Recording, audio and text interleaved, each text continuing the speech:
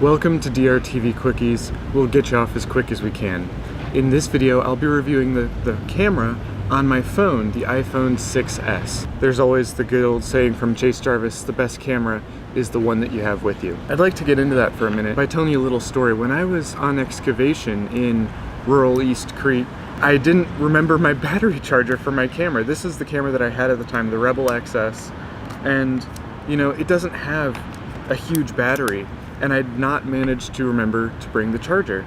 And so I got through the first day, really, of the experience, and the battery was dead, and there were 4 more weeks to go in the trip. And so I had only to rely on my camera phone, the camera on my phone. And you know what? It really saved my bacon because I really wanted to get as many pictures as I could. Now, most of those are nowhere near print quality. They're not gonna show up anywhere, but they're so much fun to be able to look back through and remember. And that's really what a lot of the benefit is of a camera phone. I don't really believe that, you know, your phone is always going to be the best camera to have. I'm more of the camp that I'm going to take a camera with me everywhere I go. My camera failed. And when you're in that kind of situation, this won't. Speaking to the specifications, the actual camera itself, you're dealing with something like a 1/5 of an inch sensor. You're also dealing with a 4.15 millimeter f2.2 lens on here. So what that means in terms of 35 millimeter equivalent is that you're going to deal with something like an f14 28-29 millimeter camera and lens, fixed lens camera. So this is not exactly the most useful camera in the world. However, the sensor on here is actually backside illuminated. So it is on the 6S in particular. That's when they started doing that.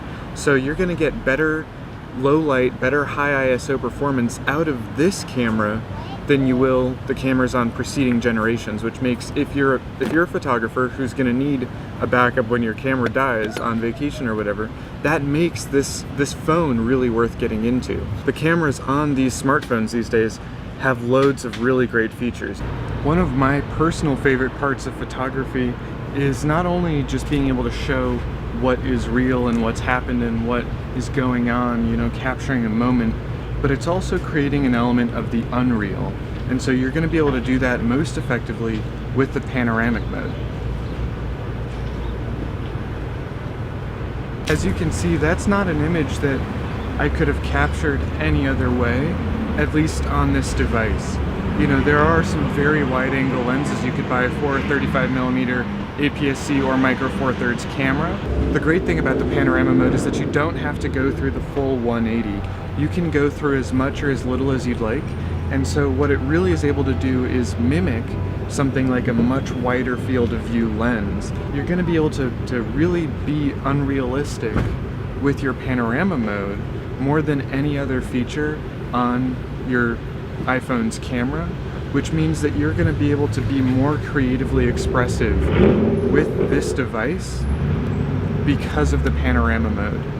And really what photography is all about is creative expression. And if you want to do portraits, or if you want to do, you know, something that's very true to life, or if you want to do something that highlights the unreality of something, you know, you gotta have a tool that can do it all. And this is a tool that can do it all.